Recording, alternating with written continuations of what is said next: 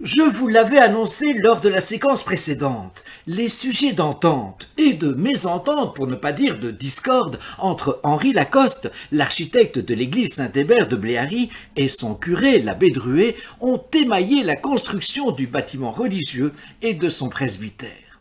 Commençons par l'entente.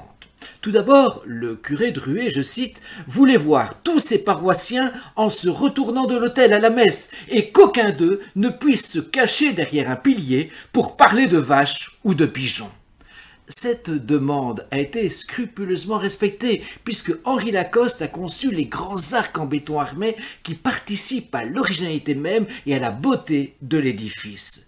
Il convient d'ailleurs d'apprécier le savoir-faire de l'entrepreneur Van de Ghen, à une époque où la technique de la construction en béton armé n'était pas encore parfaitement maîtrisée. Point cette fois de mésentente, et ils sont nombreux. Reconnaissons tout d'abord que Lacoste ne devait pas avoir un caractère facile, et les frictions étaient nombreuses avec les conseillers communaux, épouvantés devant la somme d'argent engagée, et le curé Druet. Outre les discussions à propos des chambres, dans la partie presbytère, qui tournèrent à l'aigre et que Lacoste refusa pour une question de parfait équilibre des volumes, il y eut aussi cette discussion portant sur les caveaux. En effet, l'abbé Druet, grand amateur de vin, mais aussi pour ses obligations sacerdotales, ne put admettre qu'il n'avait pas été prévu de caveaux dans la cave. L'entrepreneur y obvia, mais pour un supplément de 1630 francs. Lacoste était aussi formellement opposé à l'introduction de statues et autres ornements.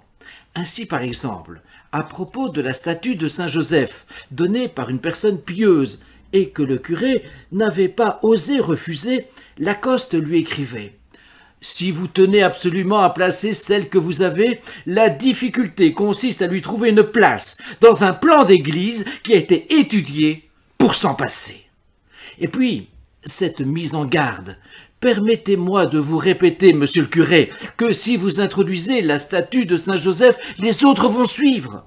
Si vous entrebâillez la porte de votre église aux marchands du temple, ils auront vite fait de l'ouvrir à 2 battants. Cette statue est toutefois présente désormais avec celle de Saint-Hébert, œuvre très hiératique du sculpteur de Bonnaire, et celle de la Vierge avec une nette tendance sulpicienne.